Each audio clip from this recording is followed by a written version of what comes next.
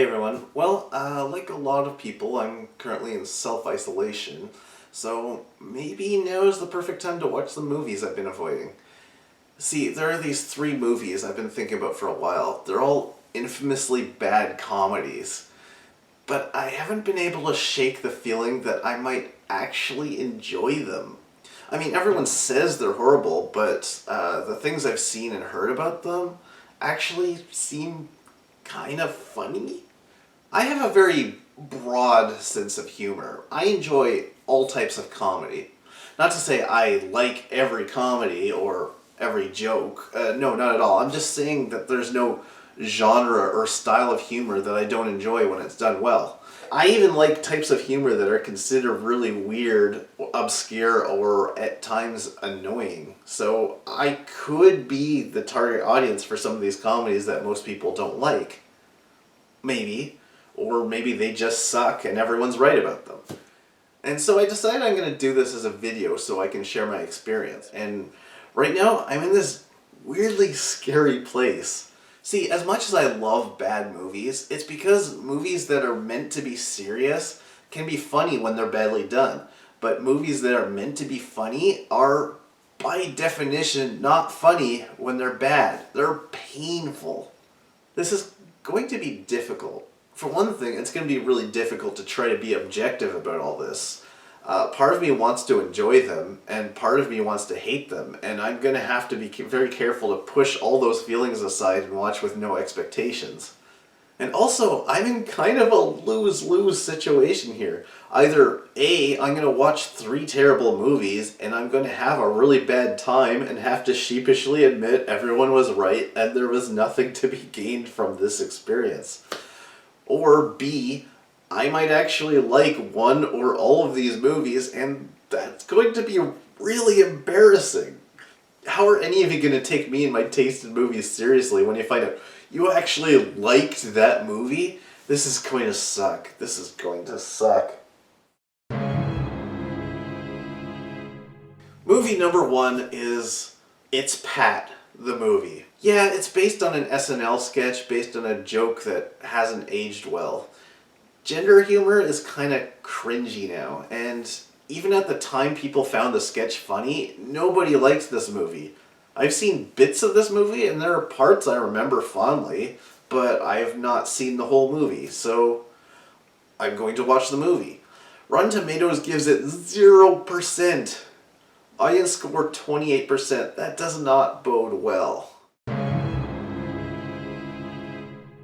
Movie number two is Freddy Got Fingered. This one was absolutely trashed by critics, including a lot of people whose opinions I really respect. And Roger Ebert channeled his hate for this movie into some of the most clever words of degradation I've ever heard. I don't always agree with Ebert, but when his chill hits absolute zero like this, you know he's right. I've never watched this movie, but I have kind of had a weird appreciation for Tom Green's weird humor here and there, and I did read about a part in the movie where he sneaks into a hospital to deliver a baby, and then swings the baby around the room by its umbilical cord, and that just sounds absurd enough to make me laugh. What have we got here? 10% on Rotten Tomatoes. Not great odds, but better than zero. Audience score is 58%, so more people liked it than disliked it, I guess? But I tend to agree with critics more than general audience members, and according to the site, a rating of less than 60% is still considered rotten. I don't know, this isn't looking good. Movie number three, hold on for this one because it's going to get really bumpy. Leonard Part 6. Yeah, this one was already panned, and that was when everyone liked Bill Cosby. Now we found out all kinds of terrible things he's done, and that's going to make enjoying a movie with his face all over it really difficult. This movie was an absurdist movie along the lines of parodies and other such silly movies like Hot Shots and Naked Gun, but people who loved those movies hated Leonard Part 6. I happened to catch the tail end of it once when I was visiting my grandma as a kid, and thought it was really funny. I even just ran into this clip just the other day. This was, I believe, the first recorded instance of a CIA agent being eaten alive by a rainbow trout. I'm sorry, that made me laugh. Rotten Tomatoes score 9%. Audience score 20%. That's the lowest audience score of these three movies. And less critics liked this one than the one Ebert said was not bottom of the barrel, but in fact doesn't deserve to be mentioned in the same sentence as Barrels. Why am I doing this to myself? Alright, here we go.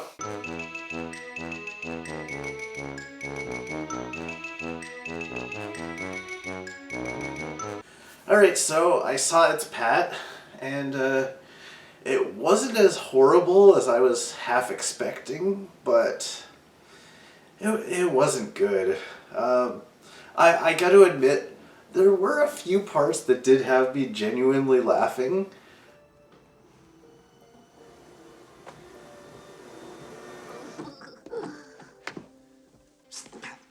Sorry, I have to go. There's someone at the window.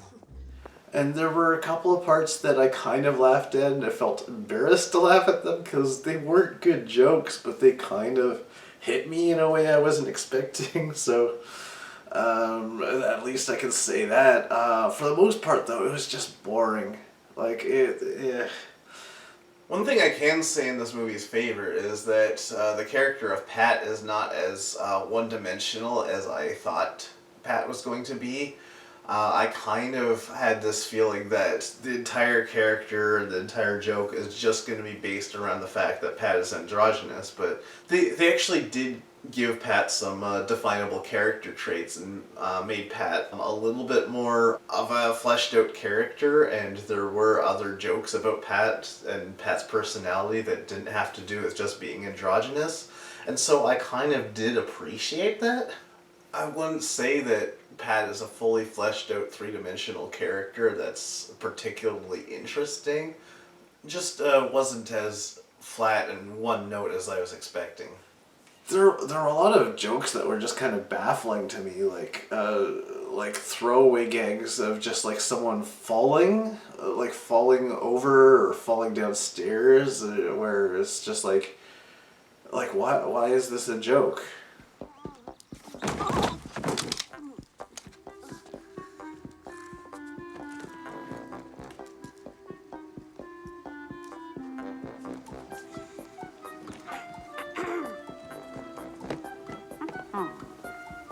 When I started the movie, it took a while before it got a laugh out of me, but I mean, for the most part, it was amusing enough. Like, it seemed okay. I was kind of into it.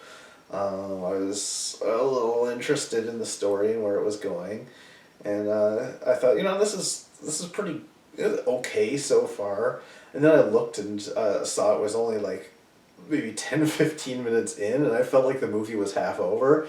Like, oh no, how much more of this is there? Because there's just so many things happening. You're fired. Hi, I'm Chris. Everybody! I'm gonna be on TV! You should just loosen up a little bit. And your work is done. You guys were nothing without me! I think we should call it quits. You're all wet, Pat. Why don't you be the new host of that show? Then when it finally did get to just the halfway point, I was already, when is this movie going to end? It's been forever. It's not that long a movie, but it feels long. It wasn't as bad as I thought, but it's so meandering.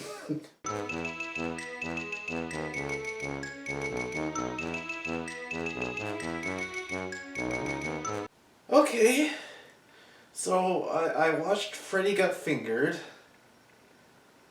That was one of the most baffling movies I've ever seen. Alright, full disclosure, there were actually quite a few parts that did make me laugh. I thought it was actually genuinely funny, at parts. There were a lot, like for every part that I thought was well done, there's like about 2 that were horribly done, and one that was just so preposterously baffling that it kind of made me laugh for the wrong reasons. I gotta say, this... I didn't hate it. I mean, it wasn't good, but it kind of works as so bad it's good, which is not something you usually see in a comedy. Maybe my mind isn't as dirty as other people, but when I heard the title, Freddy Got Fingered, and for years I just kind of thought it was a little bit of a pun on like the old turn of phrase, to say, like a gangster phrase, like someone was accused or framed of a crime or something. It's like they fingered Freddy for this crime, I thought, oh, maybe they're going for a pun. Like, I didn't think they would actually make a movie title out of something kind of graphic like that. And when I was watching the movie, I actually wasn't even thinking about the title for the longest time, and it didn't even click for a while that the main character's name is Doug, who's Freddy. And then there's a scene halfway through the movie where Tom Green's character basically accuses his dad of sexually abusing his little brother, and it's played for laughs. There's so many things weird about it, like the fact that everyone takes him seriously, even though this is a character that's shown to be highly irresponsible and who makes things up to get out of any kind of situation he doesn't want to be in. But everyone takes his allegations seriously, and his dad gets in trouble, and his brother gets taken away, and it's just like, why is this funny? Like, accusing people of sexual abuse is not a funny joke. And it's kind of ridiculous that they named this movie after the worst part of the movie. There definitely is some self-awareness in this movie. Like, early on in the movie, Tom Green's character shows his drawings to this animation studio exec, and he's saying, "Oh, your drawings are pretty good, but the problem is this whole idea doesn't make any sense." And you could tell that they were describing the movie that you're watching, on purpose. But it doesn't make any sense, okay? It's fucking stupid, okay? What you need here is elevation, okay? There actually has to be something that happens that's actually funny. What the fuck is happening here? And at the very end, there's someone holding a sign up saying, "When is this movie gonna end?" And that wasn't just a meta joke. That was that perfectly summed up my feelings, because as crazy an adventure as it was going just a little bit too long, and I'm just like, can the movie just end already? And then someone holds up a sign saying exactly that. It's like they knew exactly what sort of feeling that they're getting across with this movie.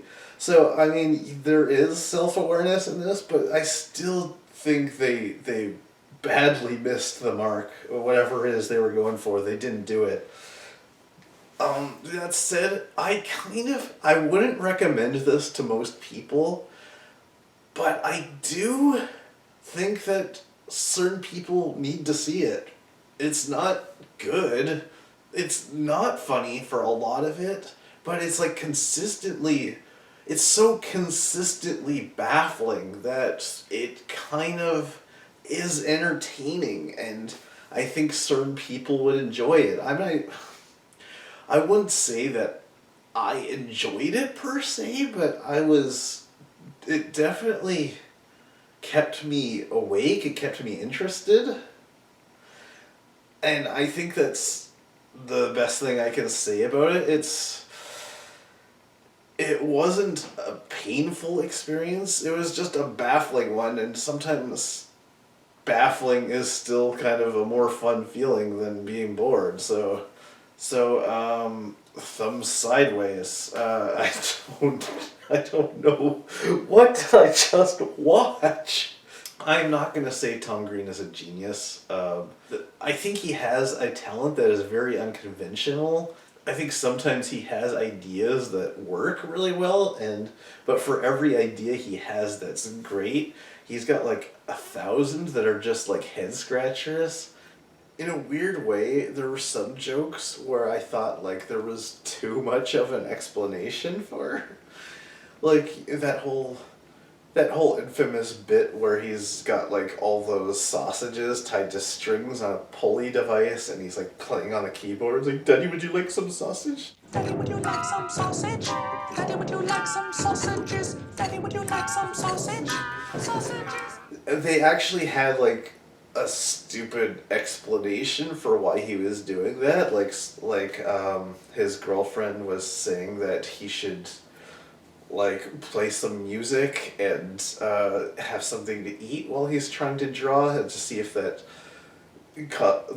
gives him inspiration for his animations. And so he took that as meaning he needs to play music and eat at the same time. Honestly, if they didn't explain why he was doing it, and the dad just walks home and finds him saying, "Daddy, would you like some sausage with like the strings?" I think it would be just baffling enough already that it would be funny, but like all this weird lead up to such a stupid like joke, if you can call it that, kind of diminished from its humor. It kind of made it was like,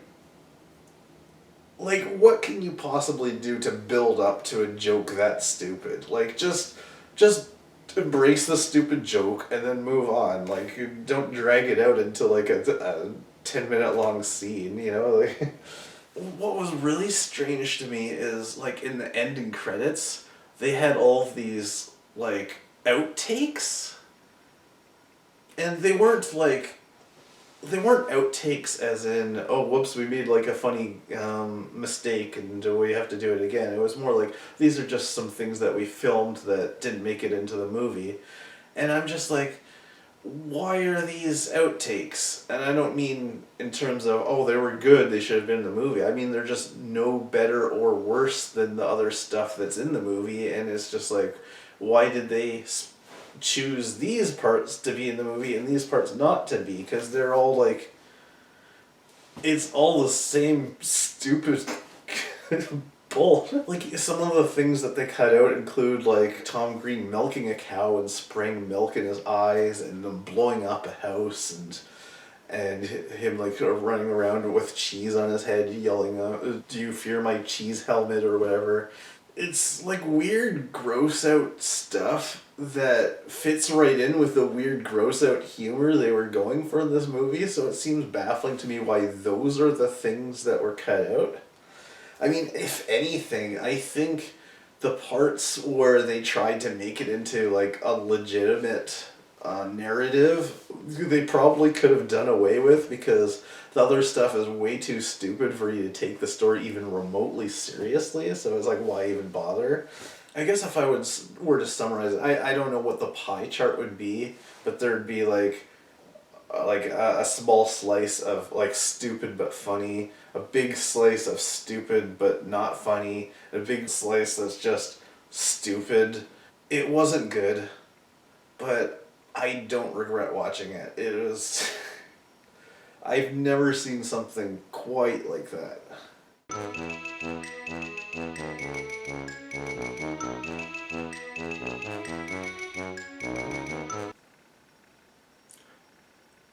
That movie sucked.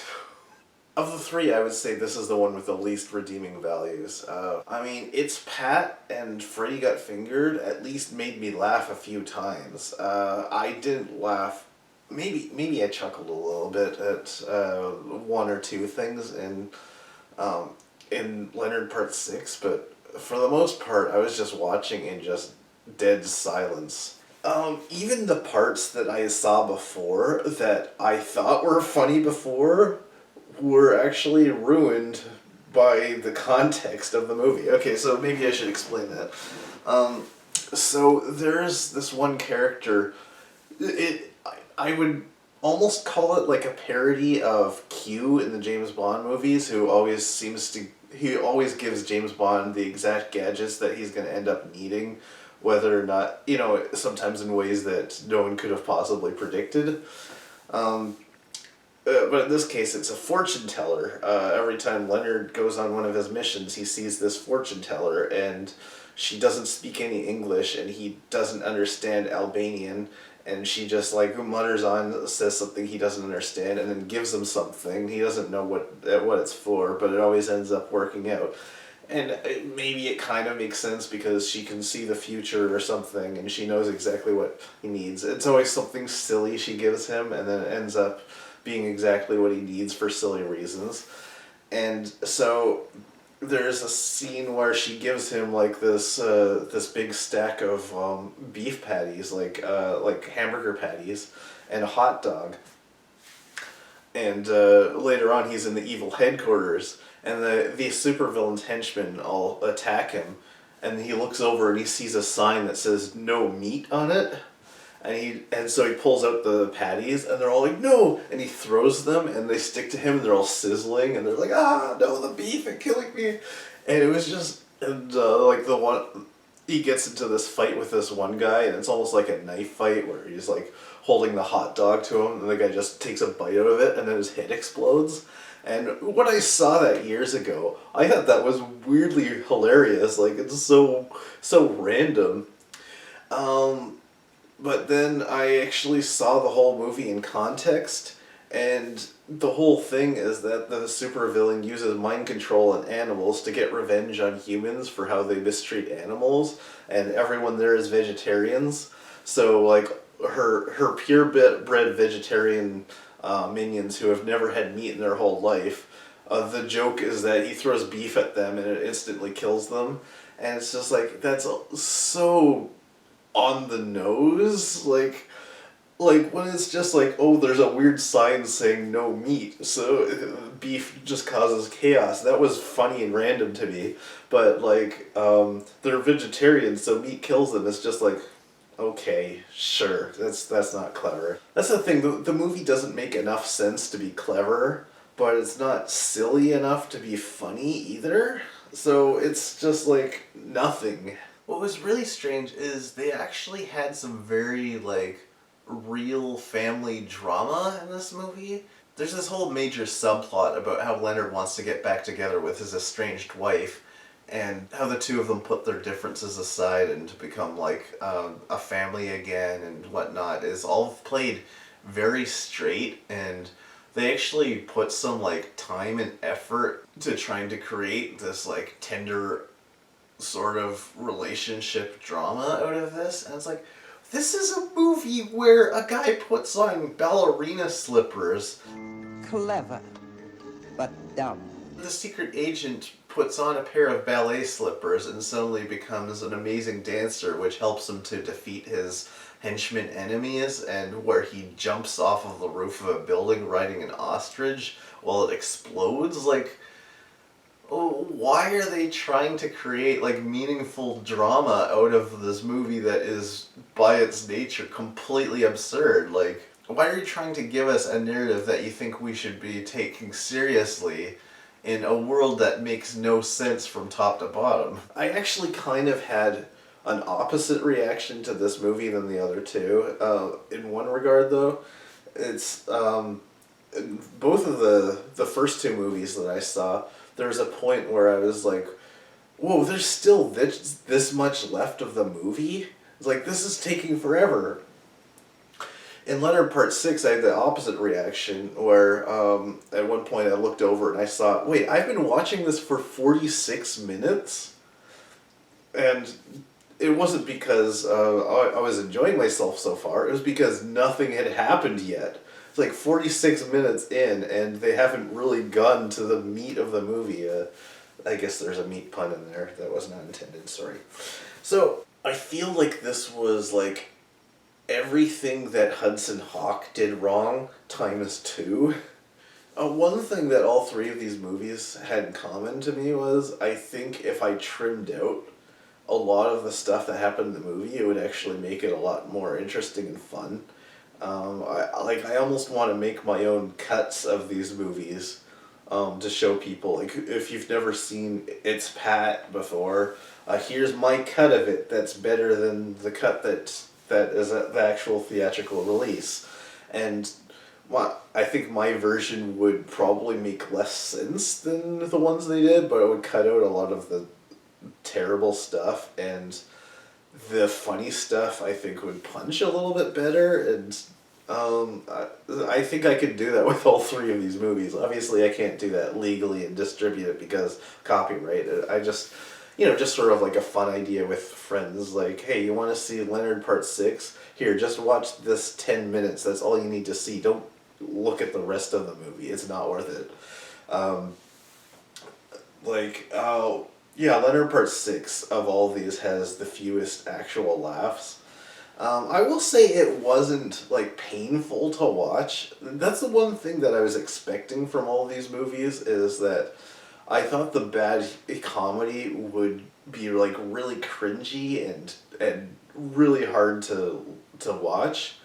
Of the three movies, It's Pat was the most cringy. There were a lot of jokes that were just like, no, you know. Leonard Part 6 didn't have any jokes, I think, that made me cringe. There were just a lot of things where I just had no reaction at all.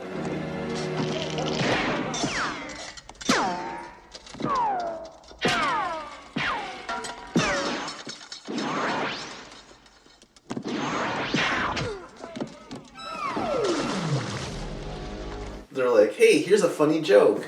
And I'm just like... And that's pretty much what it was the whole movie. Like, not one... very, very few jokes landed even a little bit. They're all, like, just... So, general consensus on the three movies. Everyone was right. They're all bad.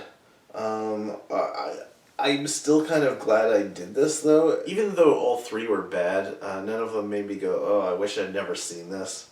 Like I said, it was a lose-lose scenario, but I think I got a little bit of the win from both categories, which is that I got to see some of the humor that I think a lot of people don't see in these movies, but I still acknowledge that all three of these movies were bad. I can at least feel like I didn't think these were great movies, and I don't have terrible taste, but I also got to enjoy certain aspects of them, and I feel like it was almost like a little bit of an educational experience, because it taught me a little bit something about comedy, even if just a little bit. You know, these are unusual types of jokes that work. Here are a lot of things that don't work. Here's a big list of what not to do, you know. I still feel like I took something away from this, so this wasn't a bad experience. Weird. Alright, so those were my thoughts. I can probably go into more depth on Freddy Got Fingered, because I think this is a movie that I probably could examine with more scrutiny than just kind of some off-the-cuff remarks, because there's a lot to say about it. Whereas the other two movies, there's very little to say about them. So thanks for watching, and good luck out there, and I hope things work out for everyone.